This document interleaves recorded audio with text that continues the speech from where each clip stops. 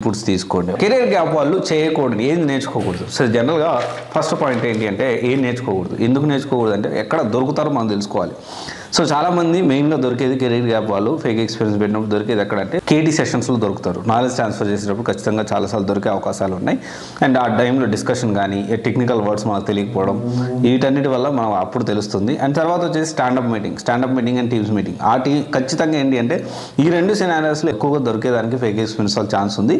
And కొంత మీరు తడబడ్డం కానీ మీ బిహేవియర్ ఇది యాటిట్యూడ్ భయపడడం కానీ ఇవన్నీ చూసిన తర్వాత ఏంటి అంటే వాళ్ళు ఇంకా మీ వెనకాల పడి మీ పక్కనే కూర్చొని మిమ్మల్ని ఫోర్స్ చేస్తూ ఉంటారు అనమాట. అది చేయండి, ఇమీడియట్గా ఇప్పుడే చేయండి, అలాంటి పరిస్థితులు. ఎందుకంటే మీరు జెన్యూనా కాదని తెలుసుకోవడం వాళ్ళ ఉద్దేశం. కొంచెం హెరాస్మెంట్ కూడా జరిగేదానికి అవకాశం అయితే ఉంది. అండ్ దెన్ టూల్ సైడ్ వెళ్ళాలి, టూల్ డెవలప్మెంట్ సైడ్ వెళ్ళొచ్చు, ఫ్రెషర్గా వెళ్ళొచ్చు. కాకపోతే ఏంటి అంటే 2018 వరకు మెయిన్గా జావా అనేది బేస్ చేసుకొని మీరు ప్లాన్ చేసుకోవచ్చు. అప్పుడు మీకు ఫ్రెషర్గా అవకాశం ఉంటుంది. కానీ అదే కేసులు కాకుండా అంతకంటే ఎక్కువ గ్యాప్ ఉంది, అంతకంటే తక్కువ గ్యాప్ ఉన్నా, ఎక్కువ గ్యాప్ ఉన్నా, మ్యాక్సిమం ఏంటి అంటే డెవలపర్ సైడ్ కెరీర్ గ్యాప్ ఉంటే ప్రిఫర్ చేయకపోవడమే కరెక్ట్. కెరీర్ గ్యాప్ ఉన్న వాళ్ళు అటువైపు అసలు నేర్చుకోవద్దు, అంటే టైం వేస్ట్ అవుతుంది. అండ్ ఇంకోటి ఏంటి అంటే హరీబరీలో కెరీర్ గ్యాప్ వాళ్ళు నాకు ఇమీడియట్గా 2 నెలల కోర్స్ నేర్చుకో 3 నెలల జాబ్ రావాలి అంటే పరిస్థితి ఉండదు. మినిమం 6 months పడుతుంది. అది మనం అర్థం చేసుకోవాలి. ఓపిక్గా చాలా జాగ్రత్తగా కష్టపడాలి. అండ్ దెన్ అన్నిటికంటే ఇంపార్టెంట్ నెవర్ గివ్ అప్.